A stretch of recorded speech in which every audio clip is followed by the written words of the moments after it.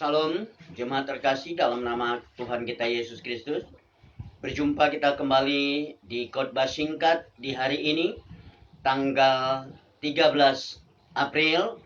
Dan harapan saya lewat kebenaran firman yang akan saya sampaikan pada hari ini dapat membuka wawasan yang baru, bahkan dapat menyelamatkan kita. Karena Injil itu adalah kekuatan Allah yang menyelamatkan. Firman itu adalah kekuatan Allah yang menyelamatkan kita. Mari kita katakan, kita bagi kakiku, terang bagi jalanku.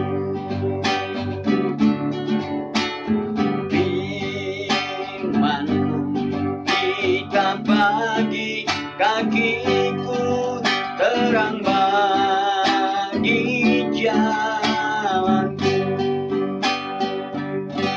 Saudara terkasih dalam nama Tuhan Yesus, mari kita satukan hati kita berdoa dan siapkan Alkitabnya. Bapa, di dalam nama Tuhan Yesus pada siang hari berbahagia ini Tuhan, tidak secara kebetulan kami ada di siaran langsung pada siang hari ini.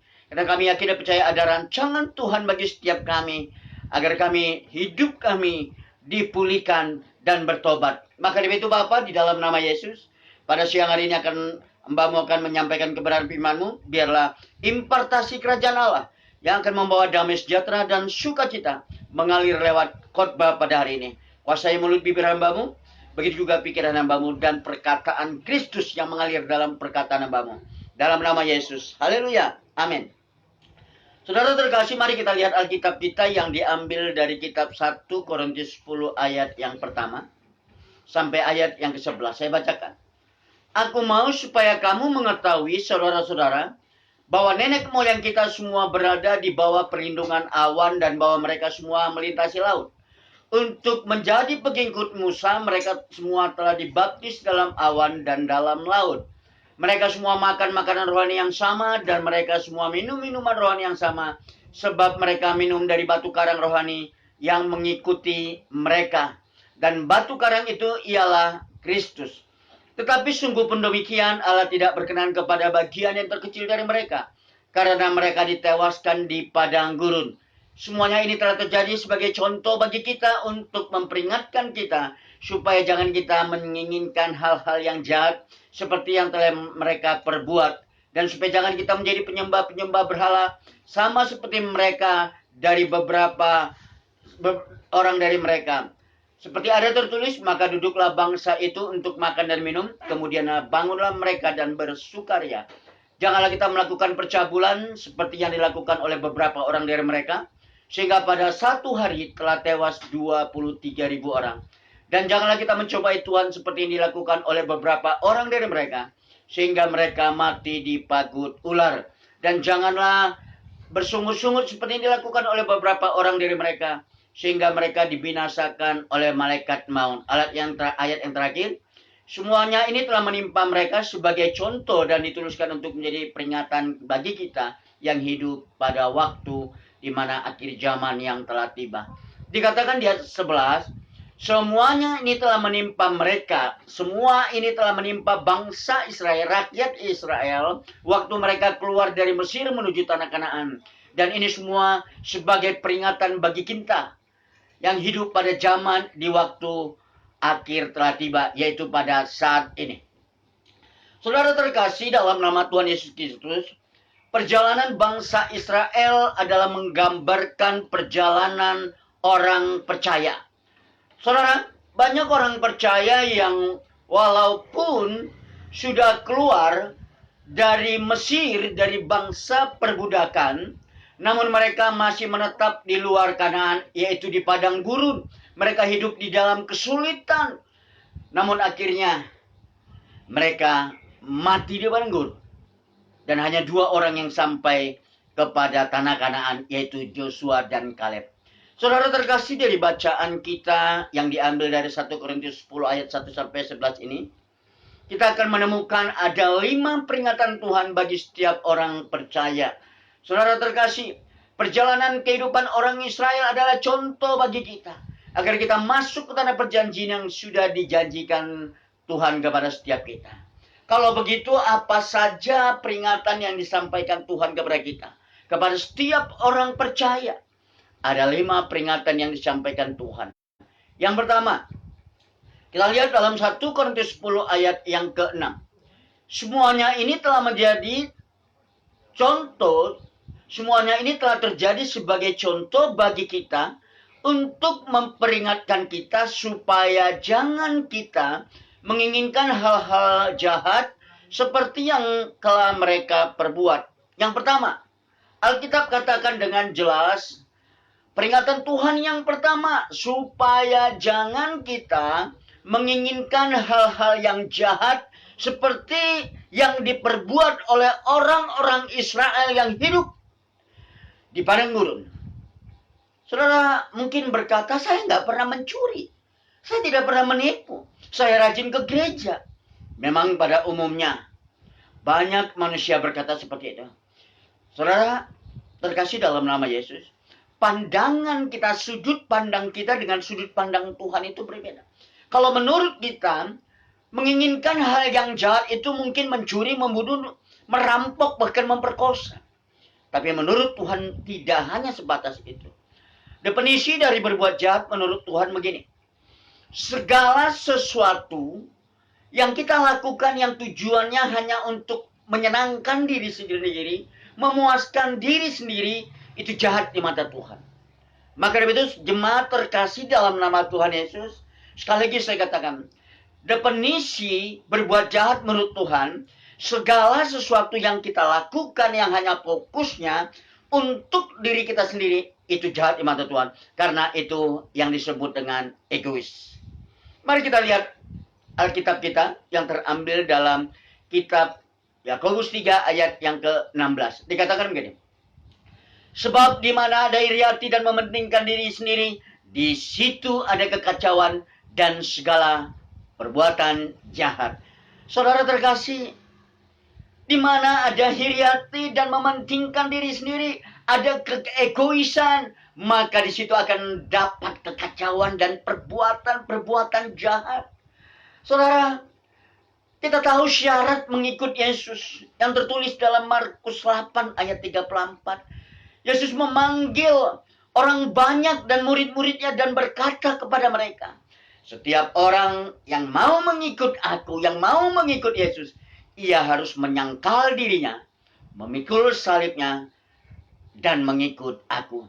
Yang pertama, syarat mau mengikut Yesus, kita harus menyangkal diri kita. Artinya, kita harus mengutamakan kepentingan Tuhan daripada kepentingan diri sendiri. Kalau seandainya saya melamar di satu perusahaan, lalu saya tulis, saya bernama Ganis Manjuntak melamar di perusahaan A.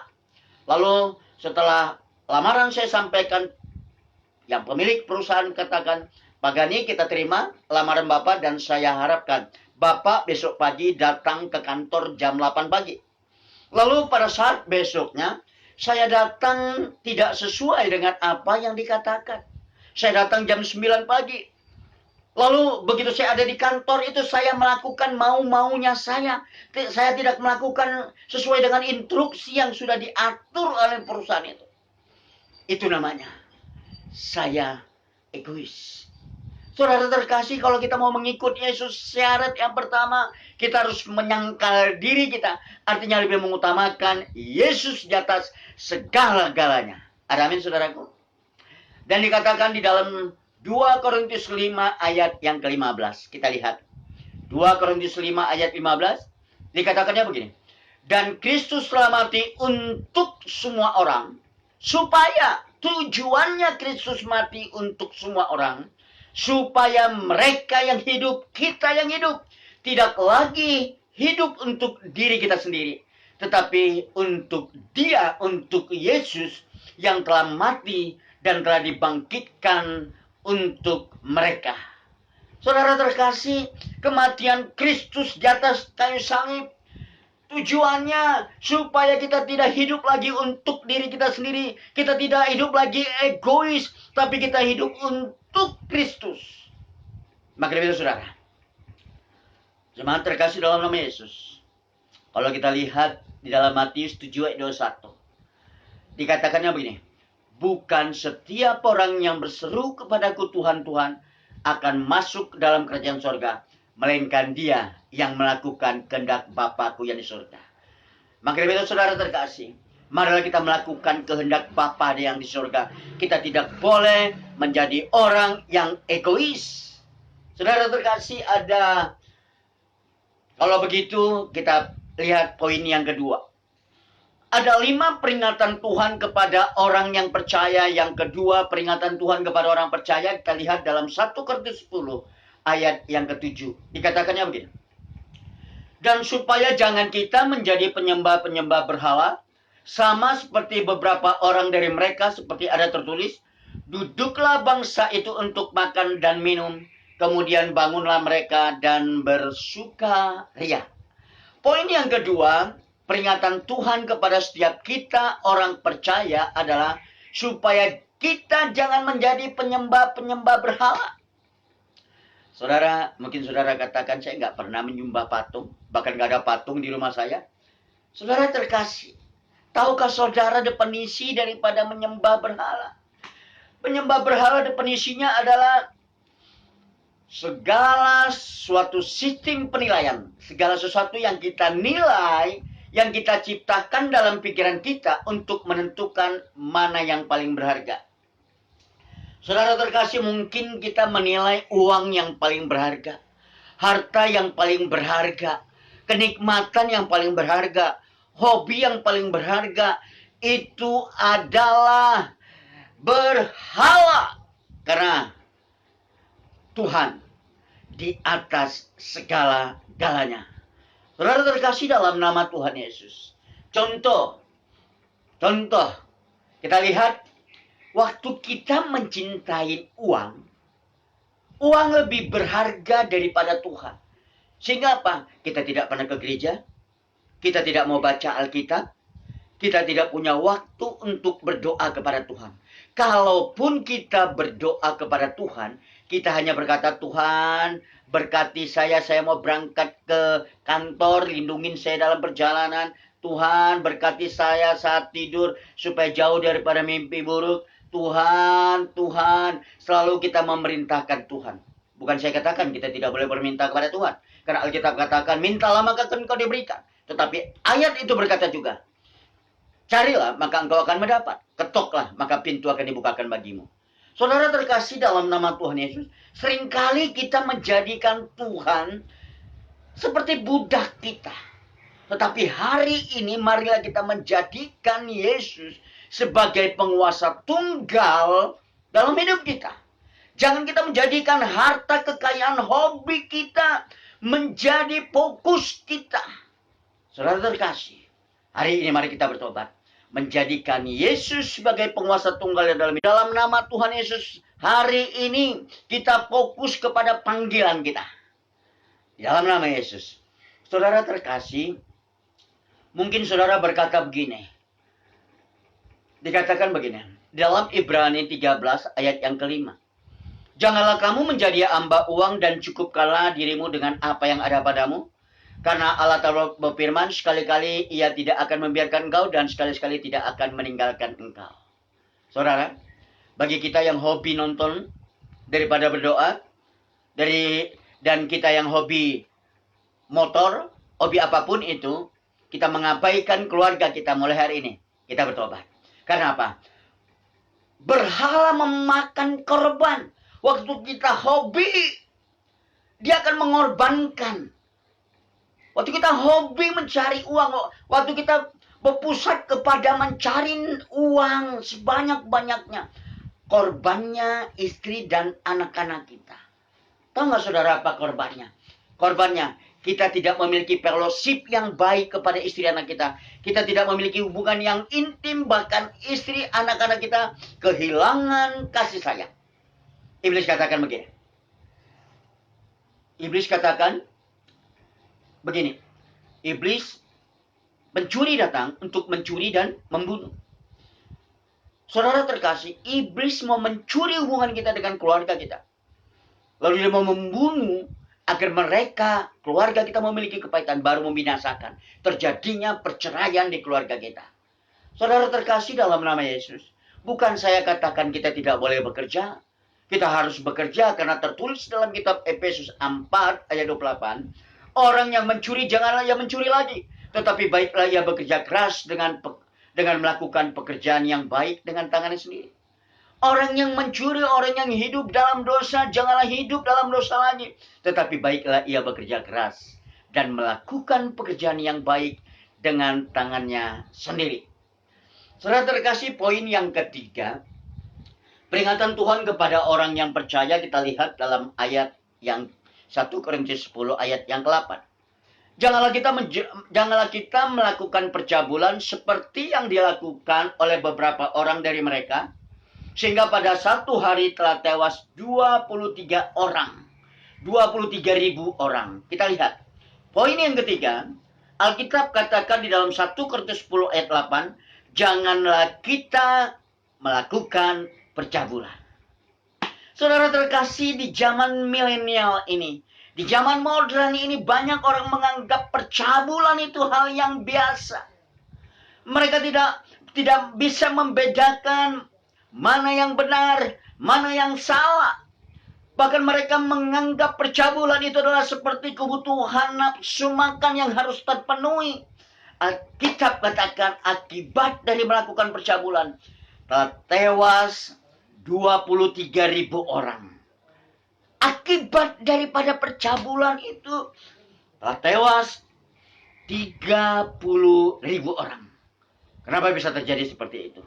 Saudara terkasih, di dalam kitab Malaki 2 ayat ke-13 kita melihat kitab Malaki 2 ayat 13. Dan inilah yang kedua yang kamu lakukan, kamu menutupi mezbah Tuhan dengan air mata, dengan tangisan dan rintihan. Oleh karena ia tidak lagi berpaling kepada persembahan dan tidak berkenan menerimanya dari tanganmu. Dan kamu bertanya, oleh kenapa? Oleh sebab Tuhan telah menjadi saksi antara engkau dan istri masa mudamu yang kepadanya engkau tidak setia, padahal dialah teman sekutumu dan istri seperjanjianmu. Saudara, waktu kita mempersembahkan persembahan kita di mezbah Tuhan, kita menangis, kenapa Tuhan tidak mendengarkan doaku? Kenapa Tuhan tidak mengindahkan persembahanku? Kenapa Tuhan tidak berkenan menerimanya dari tanganku, persembahan-sembahanku ini? Apa penyebabnya? Kita bertanya. Lalu Tuhan menjawab, oleh sebab Tuhan telah menjadi saksi antara engkau dan istri mudamu. Waktu kita menikah dalam pemberkatan gereja, Tuhan yang menjadi saksi.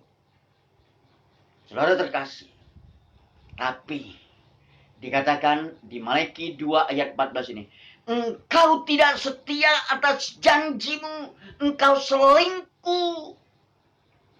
Itu yang membuat Tuhan tidak mendengarkan doa-doa kita. Itu kejijikan bagi Tuhan. Saudara terkasih, istri kita itu adalah teman sekutu kita, teman seperjanjian. Bukankah waktu kita menikah, kita berjanji mau setia sehidup semati? Tapi realitanya, kenyataannya kita hidup di percabulan. Saudara terkasih, kalau kita masih tetap hidup di dalam percabulan, akibat yang terjadi dosa percabulan itu dikatakan dalam Ratapan 5 ayat 7. Bapak-bapak kami berbuat dosa, mereka tidak ada lagi. Dan kami yang menanggung kedurjanaan mereka. Karena dosa percabulan itu akan turun berakibat yang fatal kepada keturunan yang kedua, ketiga, bahkan yang keempat. Akibat percabulan itu akan mengalir dosa perzinahan, dosa perselingkuhan, dosa kawin cerai. Saudara terkasih, Alkitab katakan, kita harus bertobat dari roh percabulan ini. Dan Alkitab katakan, marilah, baiklah kita berperkara, baiklah kita bertobat. Sekalipun dosamu merah seperti kimiji, akan menjadi putih seperti salju. Sekalipun berwarna merah seperti kain kesumba, akan menjadi putih seperti bulu domba. Karena Allah kita adalah air kehidupan. Kita datang kepada air kehidupan itu. Kita akui dosa kita. Dikatakan jika kamu mengaku dosamu, Ia setia dan adil. Ia akan mengampuni dosa kita dan menyucikan kita. Sehingga apa? Kutuk penghukuman itu yang harusnya turun kepada anak-anak kita diputuskan karena kematian Kristus sekali salib telah memutuskan kutuk dosa itu. Dan dia katakan semuanya sudah selesai. Mari datang kepada salib dan bertobat.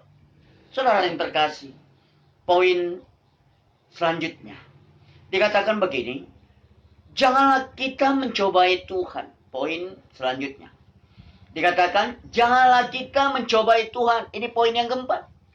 Seperti yang dilakukan oleh beberapa orang dari mereka sehingga mereka mati di pagut ular.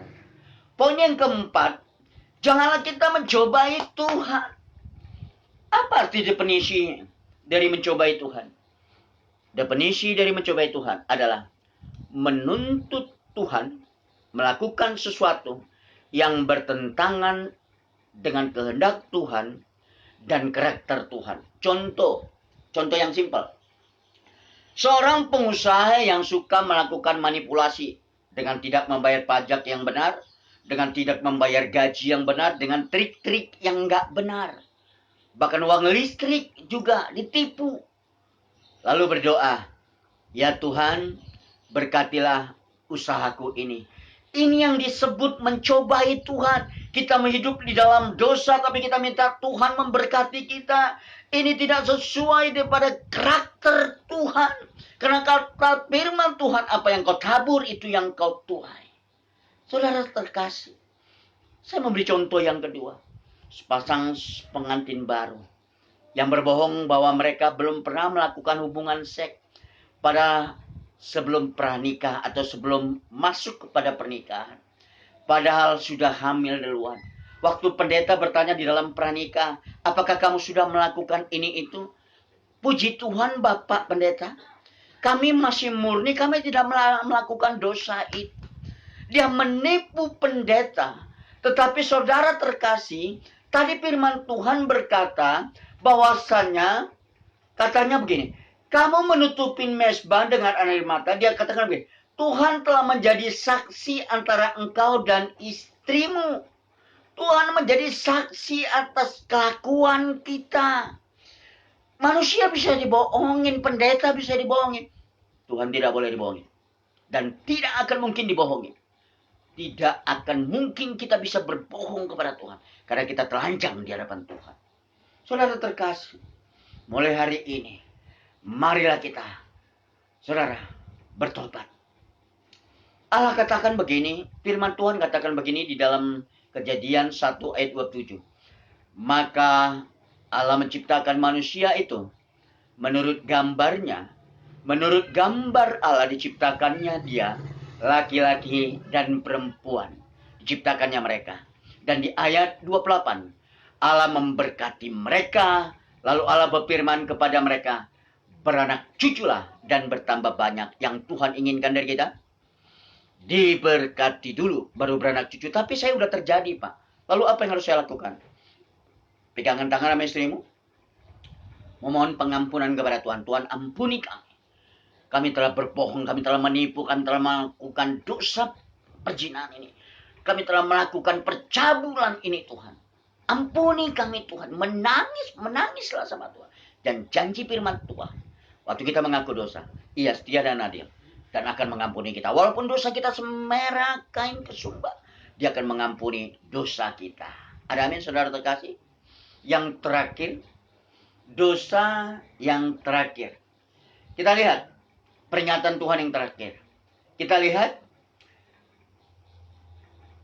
ayat 10. 1 Korintus 10 ayat yang 10. Dan janganlah bersungguh-sungguh seperti yang dilakukan oleh beberapa orang dari mereka, sehingga mereka dibinasakan oleh malaikat maut. Saudara, di dalam 1 Korintus 10 ayat 10 ini, akibat kita bersungguh-sungguh, hidup kita bisa dibinasakan oleh malaikat maut. Kenapa? Alkitab katakan, akibat bersungguh-sungguh itu bisa menghilangkan sukacita damai sejahtera dalam hidup kita. Saya angkat kembali dalam kitab Yohanes 10 ayat 10. Alkitab katakan begini, pencuri datang untuk mencuri dan membunuh dan membinasakan. Iblis datang untuk mencuri damai sejahtera dan membunuh sukacita kita. Agar apa? Hidup kita dibinasakan, hidup kita stres, hidup kita pusing. Saudara terkasih, Yesus kita, Dia datang supaya setiap kita mempunyai hidup dan mempunyai hidup di dalam segala kelimpahan. Tuhan Yesus mau kita hidup di dalam segala kelimpahan. Saudara terkasih, apa sih arti bersungut-sungut? Bersungut-sungut artinya adalah tidak bersyukur dengan apa yang terjadi di dalam kehidupan kita. Pengucapan syukur adalah sikap hati seseorang yang tunduk atas kedaulatan Tuhan, atas kehendak Tuhan. Makanya bisa kita katakan, seperti Yesus katakan di Taman Getsemani, jadilah kehendakmu bukan kehendakmu. Persunggutan adalah sikap hati seseorang yang menempatkan diri di luar kehendak Tuhan. Dia selalu berkata, kehendakku yang jadi. Saudara terkasih, apa lawan kata daripada bersungut-sungut? Kita lihat dalam Tesalonika 5 ayat yang ke-18. Mengucap syukurlah dalam segala hal, sebab itulah yang dikehendaki Allah dalam Kristus Yesus buat kamu. Kita harus mengucap syukur, karena itulah yang dikehendaki Allah dalam nama, itulah yang dikehendaki Allah di dalam Kristus Yesus. Saudara terkasih, kalaupun Tuhan izinkan, Allah mengizinkan problem masalah, Allah mengizinkan penderitaan kepada kita. Kita lihat dalam Roma 5 ayat 2, saya bacakan dari bahasa sehari-hari. Oleh sebab kita percaya kepada Yesus, maka Ia memungkinkan kita menghayati kasih Allah. Maksudnya begini, kalaupun Tuhan mengizinkan kita hidup di dalam penderitaan, tujuannya supaya setiap kita lihat di dalam Roma 5 ayat yang ketiga. Tujuannya supaya, saudara, lewat masalah kita, lewat kesengsaraan kita, kita itu akan menimbulkan ketekunan. Kita bertekun dalam doa, kita bertekun dalam baca Alkitab. Lewat kesengsaraan kita, kita menimbulkan ketekunan, dan ketekunan itu menimbulkan ketahan uji, dan ketahan uji itu menimbulkan pengharapan, dan pengharapan itu menimbulkan, saudara, pengharapan itu menimbulkan keyakinan iman kita.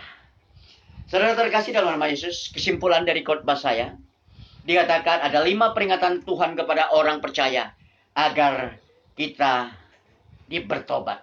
Yang pertama, kita jangan berbuat jahat. Artinya jangan egois. Yang kedua, kita jangan menyembah berhala. Artinya, marilah. Yang ketiga, kita jangan hidup dalam percabulan. Yang keempat, kita jangan mencobai Tuhan. Dan yang kelima, kita jangan bersungut-sungut, tetapi baiklah kita mengucap syukur dalam segala hal. Karena itulah yang dikehendaki Allah di dalam Kristus Yesus. Mari kita berdoa. Bapa Surgawi, hamba-Mu sudah selesai menyampaikan kebenaran firman-Mu. Tetapi hamba-Mu yakin dan percaya kebenaran firman-Mu tidak akan sia-sia. Kebenaran firman-Mu adalah kekuatan Allah yang dapat menyelamatkan. Di dalam nama Yesus, selamatkan kami Tuhan dari ikatan dosa. Lepaskanlah kami daripada jalan jahat itu. Begitu juga dengan sakit penyakit corona yang terjadi di bangsa ini. Lepaskanlah kami daripada sakit penyakit itu. Karena hanya Engkau yang punya kuasa. Kerajaan kemuliaan sampai selama-lamanya. Di dalam nama Tuhan Yesus Kristus. Haleluya. Saudara terkasih, di malam hari nanti jam 7 kita akan kembali berjumpa. Dengan tema hal mengikut Yesus. Saya menyampaikan hal ini karena banyak kita sebagai orang Kristen tidak mengerti tujuan hal mengikut Yesus.